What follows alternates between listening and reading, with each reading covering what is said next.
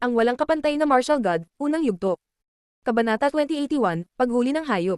Nang marinig ni Lin Fang ang Seventh Beast, nanatili siyang tahimik at naglabas ng mas nakakatakot na enerhiya. Ang kanyang chi ay nagsimulang kumalat ng dahan-dahan, ngunit ito ay sumasabog. Ang kanyang chi ay ganap na nagbago. Para siyang baliw na demonyo. Pakakawalan mo ba siya? Paulit-ulit na sabi ni Lin Fang. Mukha siyang walang emosyon, parang naghihintay na Diyos ng kamatayan. Siya ba ang syota mo? Dinuraan ng ikapitong hayop, inilapit ang kanyang mga kuko sa mukha nito. Duguan ng mga mata niya at nakakatakot. Sa sandaling iyon, tumalon si Lin Fang. Hindi siya tumalon patungo sa Seventh Beast, gayunpaman. Tumalon siya patungo sa Eighth Beast. Ang Eighth Beast ay ngumiti ng masama habang sila ni Lin Fang ay muling nagbanggaan. Gusto niyang makita kung gaano kalakas si Lin Fang. Mamatay. Tinitigan niya si Lin Fang gamit ang uhaw sa dugo niyang mga mata. Nakita ni Lin Fang ang isang masaker sa kanyang utak at isang nakakatakot na lakas ang nagsimulang damaloy sa kanyang isip. Nakita ni Lin Fang ang maraming dumudugong hayop, ang kanyang kaluluwa ay inaatake. Ang ikawalong hayop ay malupit, brutal, at marahas. Lahat sila ay bumalik sa kapangyarihan pagkatapos ng mga sakripisyo at sila ay naging mas malakas. Pagkatapos ay natanggap na nila ang legacy ng Ancient Beast Saint at naabot nila ang tuktok ng kanilang cultivation layer. Maging si Lin Fang, na may makapangyarihang kaluluwa ay may impresyon na ang kanyang kaluluwa ay madudurog. Isang gintong palasyo ang lumitaw sa isip ni Lin Fang at pinrotektahan siya. Kasabay nito, ang kanyang kulay abong mga mata ay naging itim, ang itim na tubig ay lumitaw sa mga ito at nabangga sa mga pulang ilaw ng mga mata ng kanyang kaaway, habang sa kanyang itim na karagatan, ang lakas ng kamatayan ay lumitaw at pinoprotektahan ang kanyang kaluluwa. Sa labas ng mundo, ang Eighth Beast ay iniangat ang kanyang matalas na kuko, gusto niyang putulin si Lin Fang. Hindi nagbago ang ekspresyon ni Lin Fang. Itinaas niya ang kanyang kamao at sinuntok ang mga kuko, na nawasak ang mga ito. Pagkatapos ay lumipat si Lin Fang sa hangin, halos hindi siya makita ng karamihan. Nakakagulat, may makakalaban sa Eighth Beast, at siya pa nga ang nagkusa na lumaban sa kanya. Nakakatakot ang lakas niya. Saan galing ang lalaking iyon? Nagtataka ang lahat. Ang ikawalong hayop ay namangha sa lahat. Siya ay agresibo at nakakatakot, pinapatay ang mga cultivator mula sa Ancient Holy Clans and Dynasties ilang sandali bago. Ang kakaibang tao na kasama ng mga miyembro ng Qin Dynasty at ang taong ito ay ang tanging makakalaban sa Eighth Beast. Sang ikawalong hayop ay umungol ng malamig. Kumikislap ang kanyang dugong mata. Nagsimulang manginig si Lin Fang nang magsimulang umungol ang hangin. May impresyon siyang sisabog ang kanyang katawan. Hindi ito ang pangunahing pag-atake ng Eighth Beast, itinapon niya ang sarili kay Lin Fang at muling kumamaw sa kanya. Ang Animal District ay hindi nakatuon sa isang tao lamang, naisip ng karamihan. Nagulat sila. Gayunpaman, mukhang solemn na at maingat si Lin Fang. Maraming hindi nakikita at hindi nasasalat na mga thread ng sound energy ang lumitaw sa likuran niya. Palapit ng palapit ang dalawang maglalaban. Gayunpaman, sa sandaling iyon, naklone ni Lin Fang ang kanyang sarili, at isang dosenang Lin Fang ang lumitaw sa paligid at lumipat patungo sa Eighth Beast. Ang nakakatakot na invisible at hindi nasasalat na lakas ng soundwave ay nagkalat. Ang mga tao ay namangha nang huminto ang mga hagong. Soundwave attack, nakakatakot na soundwave cosmic energy. Hindi nakikita at makapangyarihan. Hindi mo man ito maririnig, ngunit ang bawat soundwave ay kasing talas ng espada. Gaano kakamatay? May bam-ulong. Gaya ng inaasahan, ang matutulis na kuko ng Eighth Beast ay bumangga sa soundwaves at lumitaw ang isang bagyo. Kasabay nito, nakita ng karamihan si Lin Fang na inilipat ang kanyang kamay patungo sa Eighth Beast. Ang ikawalong hayop ay may impresyon na isang bundok ang bumagsak sa kanyang likod. Naglabas siya ng lakas hanggat kaya niya, ngunit nakaramdam pa rin siya ng pang-aapi. Ang dalawang mandirigma ay palapit ng palapit sa isa't isa. Mamatay. Galit na sigaw ng ikawalong hayop. Ang kanyang mga kuko ay naging nakasisilaw at ginto. Sila ay mahusay na Oriental Greenfinch Rocks claws, ngunit may mga kaliskis ng dragon sa kanila, na bumubuo ng isang nakakatakot na depensa. Mixed breed siya.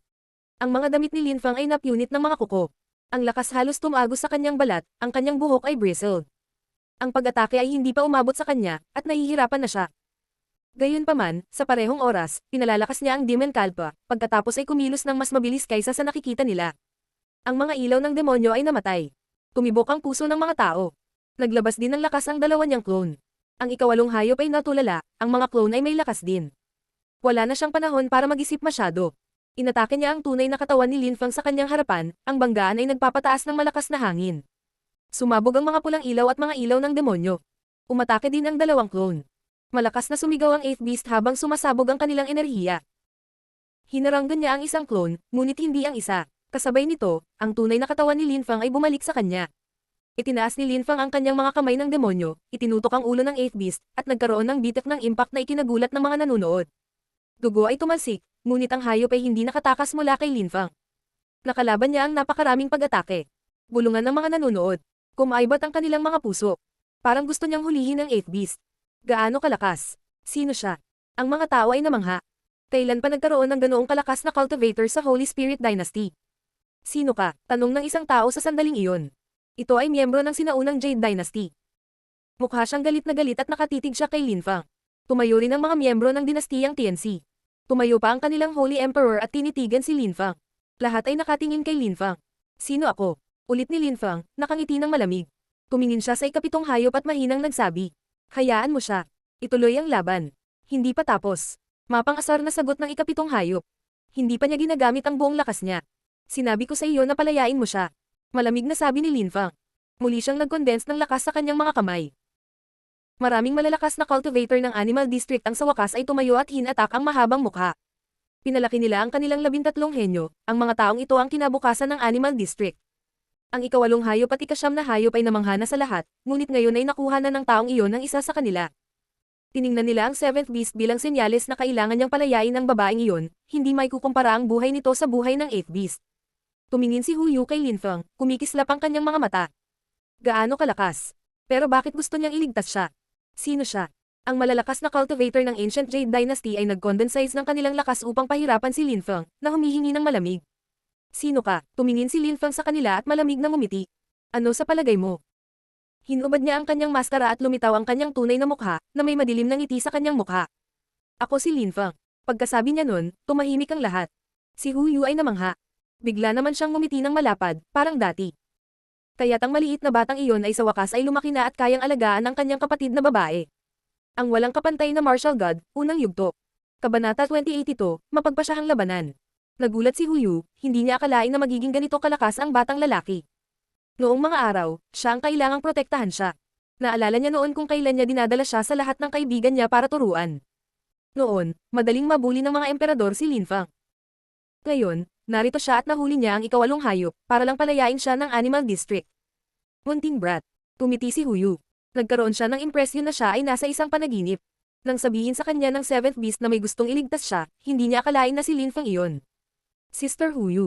Sagot ni Lin Fang, nakangiting pabalik sa kanya bilang pagbati. Sa sandaling iyon, lahat ay nakatingin kay Lin Fang. Naging mapangapi ang kapaligiran. Lin Fang, hindi siya namatay noon sa labanang iyon. Kaya pala naging mas malakas siya. Ito ay Lin Fang. Kaya pala. Noon, si Lin Fang ay lumaban sa 8 henyo, at pumatay ng 5. Ngayon, kahit na ang 8th beast ay mas malakas kaysa sa mga taong iyon noon, maaari pa rin siyang makipagkompetensya sa kanya. Hindi nakakagulat dahil si Lin Fang iyon. Ang daming nakatingin sa kanya. Nahuli ba ng Animal District ang isa sa kanyang mga babae? Ngunit ang babaeng iyon ay dapat na isang hayop. Ang mga Holy Emperor ng dinastiyang Qin at ang sinaunang dinastiyang Jade ay tumayong lahat. Naglabas sila ng nakakatakot na chi kay Lin Fang. Hindi pa siya patay. Noon, gustong patayin ng Ancient Holy Clans and Dynasty si Lin Fang at nagkapit kamay, ang kanilang 8 henyo ay lumaban sa kanya at nabigo. Ngayon, nakabalik na si Lin Fang at nagpakita siya ng walang kaunting alinlangan. Lin Fang, isang malakas na cultivator mula sa Ancient Jade Dynasty ang nagsalita. Malamig niyang tanong. Nakuha mo ang aming Holy Princess, tama ba? Naisip nila kaagad si Lin Fang. Nakamaskara ngayon si Lin Fang, at gumamit din siya ng mga clone, napakagaling niyang makipaglaban, at kinasusuklaman niya ang Holy Princess. Ang lahat ay tila humantong kay Lin Fang. Napakaganda ng Holy Jade Princess, pagkatapos matulog kasama siya, pinaalis ko na siya. Hindi pa ba siya bumabalik sa Ancient Jade Dynasty?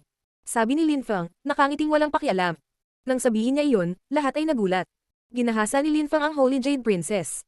Ang mga miyembro ng sinaunang Jade Dynasty ay lahat ay may hindi magandang tingnan na mga ekspresyon. Lahat ng magagandang babae ng Ancient Jade Dynasty ay gustong pumatay sa akin noon. Gayunpaman, hindi ko alintana, mahal ko ang mga magagandang babae, nais kong ma-deflower ko kayong lahat. Nakipag-sex lang naman ako sa kanya. Sana ay hindi ka mag-isip. Patuloy ni Lin Fang, nakangiti-tawa. Ang mga miyembro ng Ancient Jade Dynasty ay galit na galit at naglabas ng mas maraming enerhiya. Ngunit wala silang masabi. Sila ay nagsanib kamay upang labanan si Lin Fang at sila ay nabigo. Ngayon siya ay bumalik at ang Snow Clan ay wala doon upang tumulong, maaari pa ba nila siyang patayin? Si Lin Fang ay sinuportahan ni Shiju Lao Xian. Kinokontrol din ni Lin Fang ang katawan ng Saint Emperor, wala silang magawa sa kanya. Hindi nila nakalimutan ang sinabi sa kanila ni Shiju Lao Xian noon. Nang maalala ng karamihan ang mga bagay na iyon, mukhang natuwa sila. Maaaring talunin ni Lin Fang ang malalakas na cultivator ng Animal District, siya ay may malakas na background, siya ay isang mahusay na manlalaban, kaya niyang makipagkompetensya sa 8th Beast at 9th Beast. Gaano siya kalakas kumpara sa iba pang Young Beastmasters? Gusto mo bang mamatay ang babae mo? Sinalakay ng malamig na hayop na Chi ang kapaligiran at hinawakan ng 7th Beast ang ulo ni Huyu. Sinuntok ni Lin Fang ang direksyon ng 8th Beast at sumigaw ng paputok. Kung hinawakan mo siya ulit, papatayin ko siya. Maglakas loob ka ba? Sigaw ng isang mula sa Animal District na malamig. Siyempre maglalakas loob ako. Sagot ni Lin Fang. Pinalibutan ng bestial Chi si Lin Fang, ngunit mukhang kalmado siya habang nakatingin sa kanila. Malungkot niyang sinabi, kung hindi ka naniniwala sa akin, subukan at makikita mo. Nanatiling tahimik ang mga miyembro ng Animal District. Isang malakas na cultivator ng Animal District ang mahinahong tumingin kay Lin Fang, at sinabi sa 7th Beast. Bitiwan mo siya. Para sa Animal District, ang buhay ni Huyu ay hindi gaanong mahalaga kaysa sa 8th Beast. Gumastos sila ng napakaraming mapagkukunan sa mga taong ito. Ginawa nila ang lahat ng kanilang makakaya, gamit ang isang espesyal na pamamaraan upang palakihin sila. Sa makatuwid, ang 13 Young Masters ay hindi maaaring mamatay. Ang 7th Beast ay hindi nakaimik, ngunit pinakawalan niya si Huyu, ninisyon lang ito. Hindi tumingin si Huyu sa 7th Beast at lumingon kay Lin Fang. Gayunpaman, hawak pa rin ni Lin Fang ang 8th Beast. Inilabas na namin siya. Ano pa ang hinihintay mo? Mahinang hiling sa ikapitong hayop. Pasensya, kaibigan ko, nakangiting sabi ni Lin Fang. Sinabi niya kay Huyu. Sister Huyu, sumunod ka sa akin. Hinawakan siya ni Lin Fang at lumipad papunta sa Holy Spirit Dynasty's Holy Emperor at sinabi sa 8th Beast. Bumalik ka, isang malakas na hangin ang bumagsak sa ikawalong hayop at itinapon siya palayo. Ang 7th Beast ay tumalon upang saluhin ang 8th Beast at pinandilatan ng mata si Lin Fang. Gayunpaman, nakatingin si Lin Fang kay Huyu at nagtanong. Sister Huyu, wala silang ginawa sa iyo, tama ba? Hindi nila ginawa. Brat, mabilis kang umunlad. Sagot ni Huyu. Sexy pa rin ang itsura niya sa suot niyang pulang damit, at inakbayan siya, nakangiti. Sister Huyu, hindi ka pa rin nagbabago. Sabi ni Lin Fang, ngumiti ng pilit. Napakalapit ni Huyu sa kanya, ang kanyang magagandang mata ay patuloy na kumikislap. Nakita kong lumaki ka, wala kang kailangang itago sa akin. Sabi ni Lin Fang, nagkibit balikat. Tumiti siya at sinabing, sige, kailangan ko munang lutusin ang isyong ito. Tumingin si Huyu sa mga miyembro ng Animal District at pagkatapos ay binitawan si Lin Fang. Tumingin si Lin Fang sa 7th Beast at 8th Beast, tumingin din sila pabalik sa kanya ng masama. Gusto mo bang maglaro? Tumingin si Lin Fang sa dalawang Young Beastmasters, gusto niyang lumaban. Ang mga Young Beastmasters na ito ay napakalakas. Gusto nilang ipakita sa lahat kung gaano sila kalakas. Siyempre, lahat tayo. Tumalon si Wuju, ang kanyang mukha ay napapalibutan ng halo. Sa kanyang puting damit, siya ay tumingin matikas, kumpiyansa, at maaliwalas. Tumiti siya kay Lin Fang. Hindi ko akalain na ikaw si Lin Fang. Nahuli mo ang Holy Jade Princess at nirape mo, mapangahas ka talaga. Matapang kagaya ko, kung hindi man. Sumagot si Lin Fang kay Wuju. Pinukaw ni Wuju ang Holy Jade Princess at Yi Tianzhou ng sabay. Siya ay kasing lakas ng kanyang mapangahas. Sa makatuwid, magkasama. Nakangiting sabi ni Wuju. Dahan-dahan siyang lumakad papunta sa Chi Tian Battle Stage, ang nasa battle stage pa rin ang 9th Beast. Dahil gusto mong maglaro, makikipaglaro ako sa iyo, sabi ng ikasyam na hayop na nanunuya. Dahil gusto mong maglaro, sama-sama. Walang pakialam na sabi ni Wuju. Ang mga katawan ng 8th Beast at 7th Beast ay naging red light beam. Sabay silang tumalon papunta sa Chi Tian Battle Stage at pinakawalan ang bestial na Chi. Kung gusto mong lumaban, gusto ko, sabi ni Lin Fang na walang pakialam. Tumalon din siya sa Chi Tian Battle Stage, 5 hindi kapani-paniwalang emperador sa yugto ng labanan ng sabay. Sino pa ang gustong maglaro? Tiningnan ni Wuju ang mga tao mula sa dynasties at ang holy clans. Sa totoo lang, pangunahing tinitingnan niya si Saint Tianhun, na kasama ng mga miyembro ng Qin Dynasty. Ilang sandali bago, siya lang ang nag-iisa, kasama si Lin Fang na nagawang makipagkompetensya sa 8th Beast. Napakalakas niya. Madilim na kumikinang ang mga mata ni Saint Tianhun. Pagkatapos noon, dahan-dahan siyang tumayo, gumagalaw na parang walang buto, at mabilis na dumaong sa Chi Tian Battle Stage. Mayroon na ngayong 6 na tao sa entablado ng labanan, lahat ay mga henyo sa mga emperador. Ang mga ordinaryong emperador ay hindi maaaring makipagkompetensya sa mga ganitong tao. Tanging ang mga taong sobrang talino, mahusay sa pakikipaglaban, at determinado ang karaniwang maaaring maging ganoon. Ngunit may mga exception. Si Saint Tianhun ang Body Stealer, at ang 13 Young Beastmasters. Mamatay. Sigaw ng mga hayop habang pinakawalan nila ang bestial Chi, na gumagalaw. Inihagis ng 7th Beast ang sarili kay Lin Fang. Inatake ng 8th Beast si Wuju. Sinisingil ng ikasyam na hayop si Saint Tianhun. Ang tatlong hayop ay may iisang karaniwang punto. Ang kanilang bestial Chi ay pasabog. Isang grupo ng mga nakamamatay na mandirigma. Bulungan ng mga nanonood. Hindi katakataka na 3 tao lang ang makakalaban ng mga halimaw na iyon. Ngunit paano ang 10 iba pang mga hayop? Gaano sila kalakas? Ang 7th Beast ay naging isang nakakatakot na pulang sinag ng liwanag. Parang isang karagatan ng dugo ang bamaha patungo kay Lin Fang. Ang dugong iyon ay naglalaman ng walang katapusang mga kalansay na gustong kainin si Lin Fang ng buhay. Ang nakakatakot na karagatan ay lumundag papalapit kay Lin Fang. Masasabi ni Lin Fang na ang karagatan ng dugo ay mas makapangyarihan kaysa sa lakas ng dati niyang kalaban. Iniunat ni Lin Fang ang kanyang mga kamay, lumitaw ang mga bitak, at ang karagatan ng dugo ay nahahati sa dalawa. Kasabay nito, tumakbo siya pasulong habang sinisira ng mga soundwave ang mga kalansay sa karagatan ng dugo. Ang walang kapantay na martial god, unang yugto. Kabanata 2083, Venerable Sacrificial Soulfire. Si Lin Fang at ang Seventh Beast ay naglaban sa pangalawang pagkakataon. Ang karagatan ng dugo ay patuloy na gumugulong at tumalsik sa kanilang paligid. Gayunpaman, pinaikli ni Lin Fang ang mga sinaunang imprint, ang mga sinaunang salita ay lumitaw sa paligid niya, na sumasalamin sa lupa at langit. Kasabay nito, naglabas din siya ng sword energies para palibutan ang kanyang katawan. Ang tabing ng espada at ang lupa at langit ay naging isa, at lahat ng bagay sa kanilang daan ay nabasag, ang karagatan ng dugo ay naging walang katapusang maliliit na patak. Ang ikapitong hayop, na naging dugong ilaw, ay mabilis na umatras. Tiningnan niya si Lin Fang ng masama. Napakadugo ng mga mata ng Seventh Beast, parang gustong saksakin si Lin Fang kasama niya. Siya ay nasa sabik, akala niya ay madali niyang papatayin si Lin Fang pagkatapos ng sakripisyo, ngunit napagtantong hindi ito ang kaso ay naging masaya siya. Mayroon pa rin siyang rictus green na nakawarmang sa isang gilid ng kanyang mukha. Kasabay nito, ang 8th Beast at Wulju ay naglalaban, at ang 9th Beast at Saint Tianhan ay nagduel. Ang mga labanan ay kakilakilabot. Ang tatlong halimaw ay may katulad na pag-atake. Paputok, brutal, marahas. Pinagsama-sama ni Wulju ang lahat ng uri ng lakas sa kanyang mga suntok, tila hindi masisira ang mga ito. Ang labanan ng 9th Beast at Saint Tianhan ay mukhang hindi gaanong marahas at brutal kaysa sa dalawa pang grupo. Gayunpaman, iba ang pakiramdam ng ikasyam na hayop, namangha siya sa lakas ng Saint Emperor. Parang gustong sipsipin ni Saint Tianhan ang kanyang kaluluwa. Lahat ay namangha at blanko na nakatingin sa labanan. Ang tatlong Young Beastmasters ay nakakatakot na kalaban. Maaari silang makipagkompetensya sa lahat ng mga henyo ng Chi Tian Holy Town, hindi nakakagulat na hinamon nila ang lahat. Ngunit ngayon ay mayroong tatlong tao na maaaring tumugma sa kanila. Sa sandaling iyon, iniunat ng Seventh Beast ang kanyang mga kamay at lumitaw ang isang napakalaking sandata. Ang mga nanonood ay kinilig sa takot. May mga marka ng hayop dito, at ang chi nito ay nagbabala. Animal World Brutal Weapon, Bestial Marks Axe. Ang mga mata ng ilang malalakas na cultivator ay kuminang nang makita nila ito. Ang armas na iyon ay napakabihirang. Ang mga ordinaryong hayop ay hindi maaaring gumamit at makontrol ang gayong mga sandata. Nangangailangan ito ng maraming halimaw na natatakan sa loob nito, kung mas maraming hayop, mas sumasabog ang sandata. Ang ikapitong hayop ay malamang na nagsakripisyo ng maraming hayop upang likhain ang sandata na iyon. Nakakatakot ang Bestial Marks. Si Lin Fang ay napakalakas, ngunit ito ay nagiging mapanganib para sa kanya, maaari ba siyang makipagkompetensya sa Seventh Beast? May nagtaka ng lakas. Ang ikapitong hayop ay umungal sa dumadagandong na galit at tumalon. Napakatalino mo, ngunit ngayon ay iaalay ko ang iyong dugo sa aking sandata.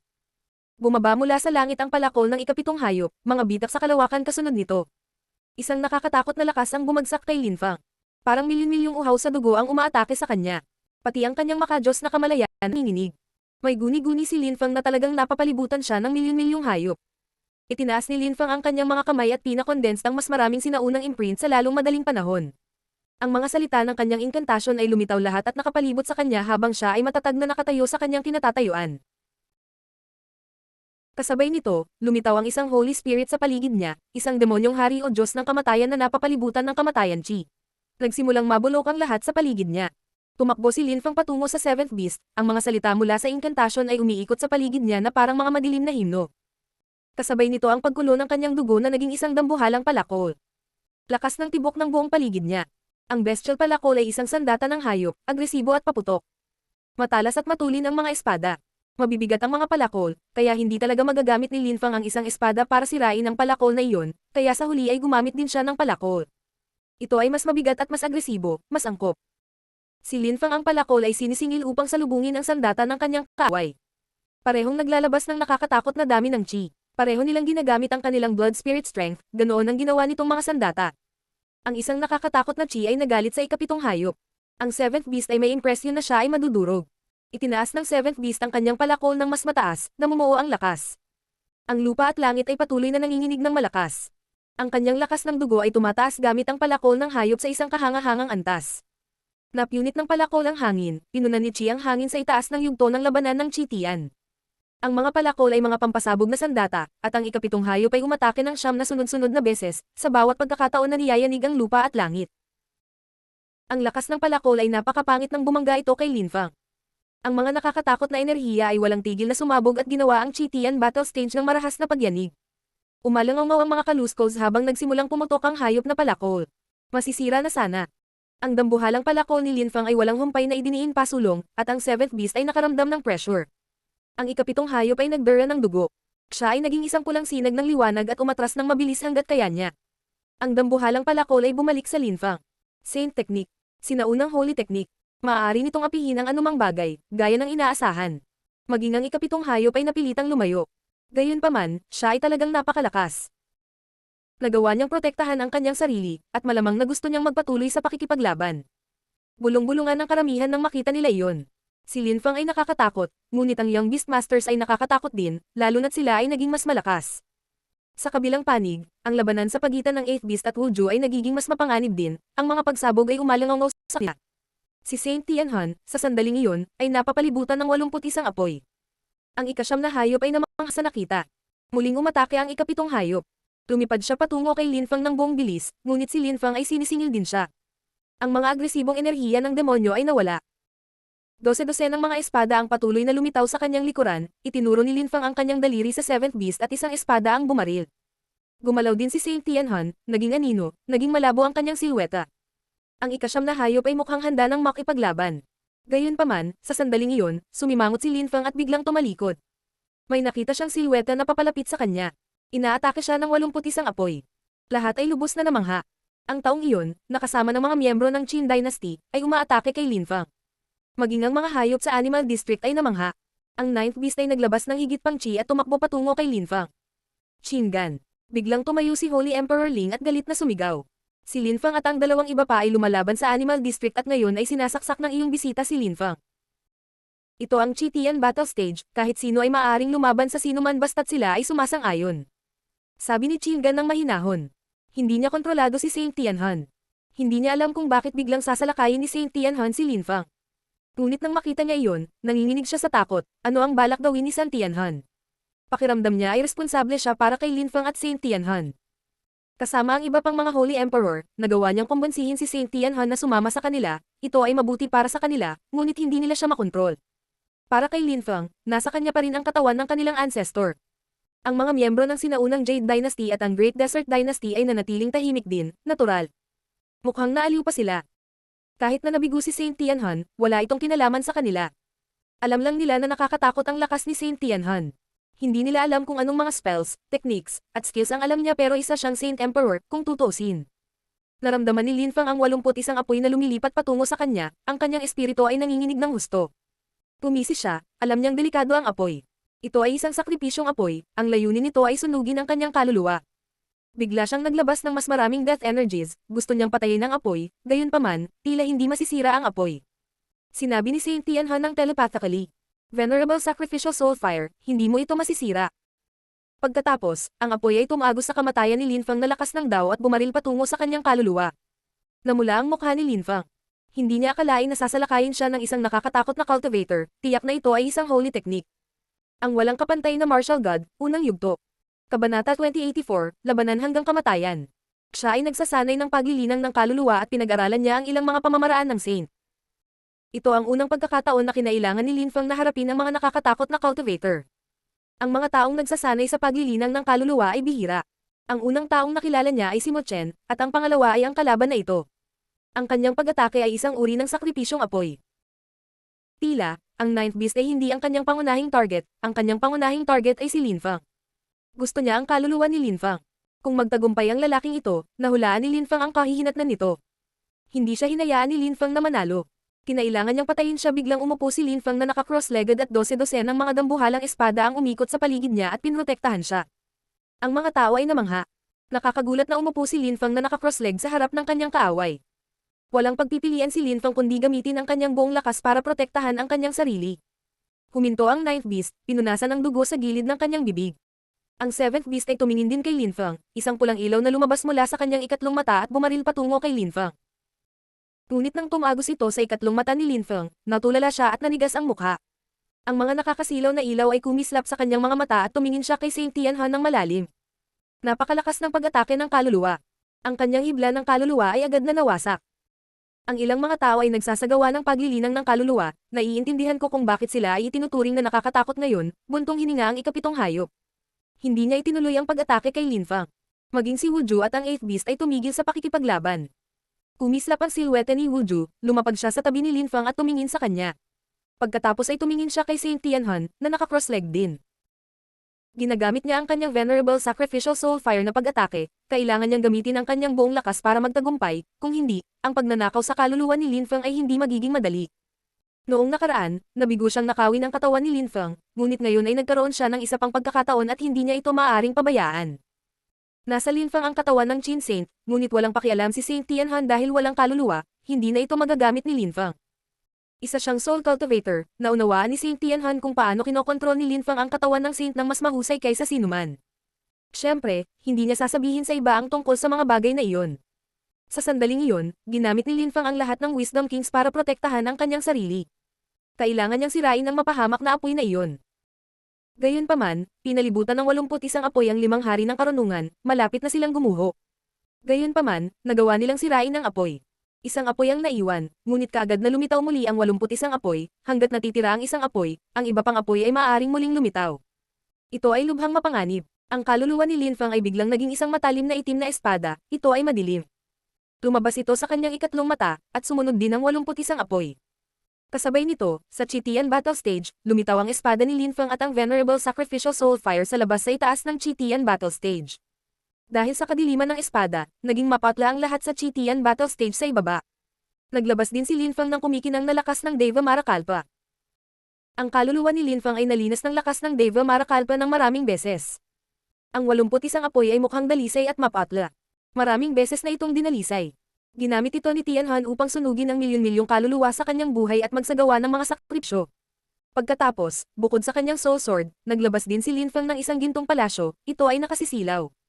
May mga milyon-milyong marka dito, mga marka ng dakilang daw. Pagkatapos, pinalibutan ng palasyo ang soul sword. Ang espada ay gawa sa kaluluwa ni Lin Fang, ang palasyo ay gawa sa kanyang makajos na kamalayan na palasyo, si Lin Fang ay nag-aalala. Makikita ng mga nanonood, ang nakakatakot na 81 apoy ay nagpahirap sa kaluluwa ni Lin Fang. Sa sandaling iyon, ang katawan ni Lin Fang ay isang shell lamang, ang kanyang psychic essences ay nasa labas. Kasabay nito, isang kulay abong lakas ang lumabas mula sa Saint Tianhan at lumipat patungo kay Lin Fang. Naging kulay abong ulap. Kasabay nito, sa harap ng kulay abong ulap, lumitaw ang isang itim na liwanag at napalitan ng mahabang sibat na bumubulusok patungo kay Lin Fang ng buong bilis. Gayunpaman, ang tunay na katawan ni Saint Tianhan ay naka-cross-legged pa rin. Gusto niya ang pisikal na katawan ni Lin Fang. Body capture. Sa una, nakikipaglaban siya sa 9th Beast at bigla niyang inatake si Lin Fang, dahil ba sa kanyang katawan. Sa sandaling iyon, naalala ng karamihan na si Lin Fang ay may hindi kapani-paniwalang katawan. Siya ay nasa Holy Way stage at maraming sikreto. May hawak din siyang katawan ng isang Sith Emperor. Gayunpaman, gustong nakawin ng taong ito ang katawan ni Lin Fang. Paano naman ang katawan niya ngayon? Hindi ba kanya? Nang maisip iyon ng karamihan, kinilig sila. Nabuhay muli ang Animal District at ngayon ay lumitaw ang isang nakakatakot na cultivator. Lumipat si Wu Ju sa harap ni Lin Fang at tumingin sa sibat na gumagalaw patungo sa kanya. Si Wu Ju ay mukhang may tiwala at kalmado.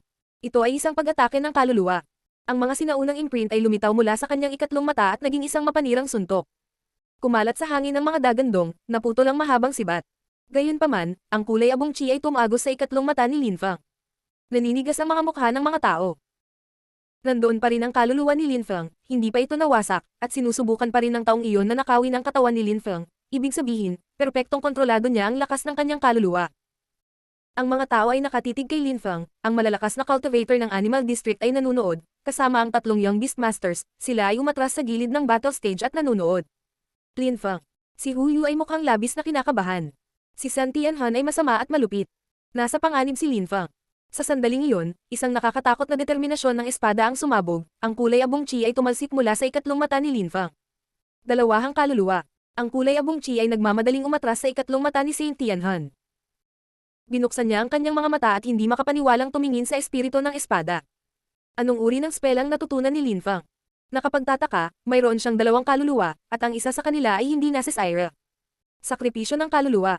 Itinaas ni Saint Tianhan ang isang daliri at ang Venerable Sacrificial Soul Fire ay lumipat patungo sa makajos na kamalayan ng palasyo ni Lin Fang.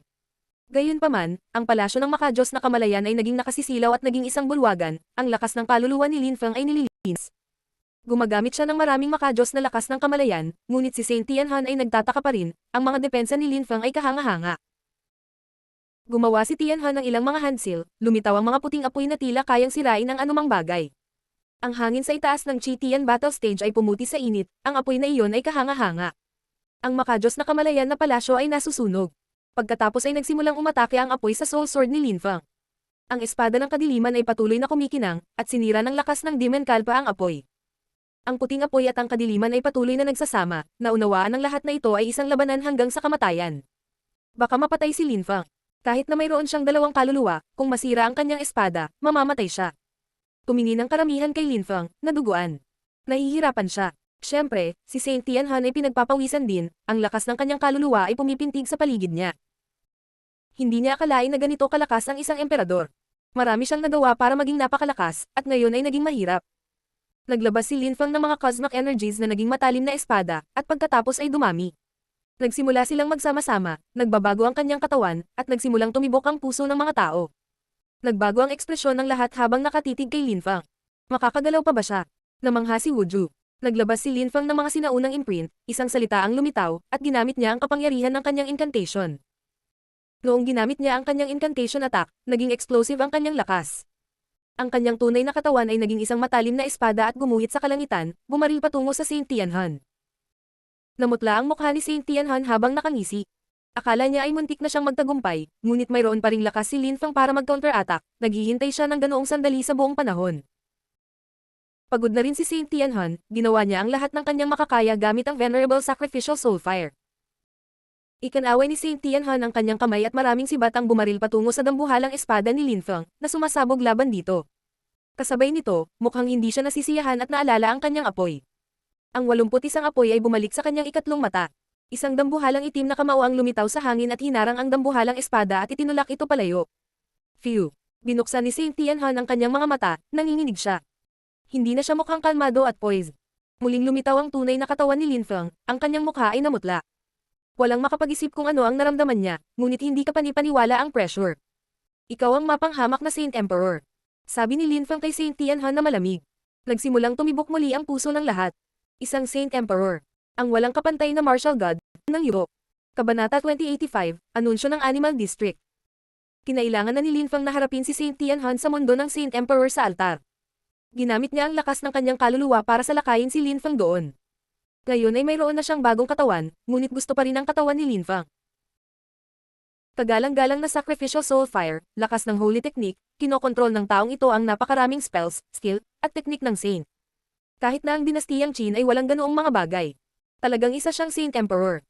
Nang marinig ng karamihan si Lin Feng, matalim silang tumingin kay Saint Tianhan. Isang Saint Emperor. Sa dami ng tao, bukod sa mga Holy Emperors, walang nakakaalam ng katotohanan kaya namangha sila, lalo na't sinubukan ni Saint Tianhan na nakawin ang katawan ni Lin Feng. Nangangahulugan ito na posible talaga. Kapag nagnakaw ng katawan ng isang tao, imposibleng mabawi ng lubusan ang sariling lakas, kaya ang pinakamagandang bagay ay lumaki at lumakas ng hakbang-hakbang. Sa makatuwid, maliban kung sila ay pinatay, hindi kailanman sinubukan ng mga cultivator na magnakaw ng mga katawan ng mga tao. At bukod pa riyan, ang mga napakalakas na cultivator lamang ang karaniwang natututo ng pamamaraan. Ang taong ito na napakalakas ay gustong isuko ang kanyang katawan upang nakawin ang kay Lin Feng, malamang na ang ibig sabihin nito ay ang katawan na mayroon siya ay hindi ang kanyang sariling katawan. Hindi ko alam kung ano ang ibig mong sabihin. Sagot ni Saint Tianhan. Natural na hindi niya aaminin na tama si Lin Feng. Hindi niya akalain na may makakalaban sa kanya sa parehong antas ng paglilinang pagkatapos mabuhay muli. Marahil ay hindi pa ganap na na-stabilize ang kanyang cultivation level, kung hindi, walang sino man ang makakalaban sa kanya, kasama na si Lin Feng. Noon sa Spirit World, gusto mong nakawin ang katawan ko. Ngayon ay itinago ka ng dinastiyang Qin at tinulungan kang mabuhay. Pero hindi ka pa rin nagbabago, kasi hindi ka pa rin nakontento. Master Tianhan, para sa katawan ko, handa ka talagang gawin ang lahat. Dinuraan ng malamig si Lin Feng. Medyo malakas siya at nagbabanta pa rin si Saint Tianhan sa kanya. Sa parehong antas ng cultivation, ang isang Saint Emperor na nabuhay muli ay mas malakas kaysa sa iba na may ilang mga exception, lalo na kung ang katawan na kanyang nakuha ay hindi sapat na malakas. Kailangan niya ng panahon para maging malakas muli. Magiging maawin ako sa pagkakataong ito. Sabi ni Saint Tianhan, na nakatitig kay Lin Feng. Si Lin Feng ay talagang malakas, ang pagpatay sa kanya ay mahirap, ang kanyang kaluluwa at ang kanyang bagong katawan ay kailangang magsama-sama ng mas mahusay para sa kanya upang maging sapat na malakas. Kailangan niyang maging mas malakas, pagkatapos ay masusunog niya ang kaluluwa ni Lin Feng gamit ang kanyang venerable sacrificial soul fire at magagawa niyang makuha ang kanyang katawan. Si Saint Tianhan ay tumalon mula sa Qi Tian battle stage, gumamit siya ng labis na lakas laban kay Lin Feng, at hindi na makapagpatuloy sa pakikipaglaban. Siya ay isang Saint Emperor, ang kanyang layunin ay hindi upang talunin ang mga cultivator ng Animal District, ngunit upang maging mas malakas at pagkatapos ay maging isa sa pinakamalakas na cultivator ng Continent of the Nine Clouds muli. Siya ay kumbinsido na ang mga miyembro ng Animal District ay may parehong layunin. Hindi pinansin ni Lin Feng si Saint Tianhan. Dahil isa siyang Saint Emperor na nabuhay muli, hindi siya madaling patayin ni Lin Feng, naramdaman niyang nasa ilalim siya ng pressure. Ang Saint Emperor ay mabilis na umuunlad, at ang mga alaala ng Saint Emperor ay mahalagang kayamanan. Sa sandaling iyon, tumango si Lin Feng kay Wu Ju, ngumiti siya at sinabi, "Bakit mo ako tinulungan? Tinulungan kita." Maangin na sagot ni Wu Ju, na natural na nagpangiti kay Lin Feng. Wala na siyang ibang sinabi. Si Wu Ju ay isang kawili-wiling tao at isang malakas na manlalaban. Tumingin si Lin Feng sa Seventh Beast at walang pakialam na sinabi, "Hindi ka pa rin sapat." Tumalon siya sa Qi Tian battle stage. Tulad ni Saint Tianhan, gumamit siya ng labis na lakas at nakaramdam ng pagod. Masyadong makapangyarihan ang soul fire technique na iyon, nasugatan siya. Lahat, bumalik.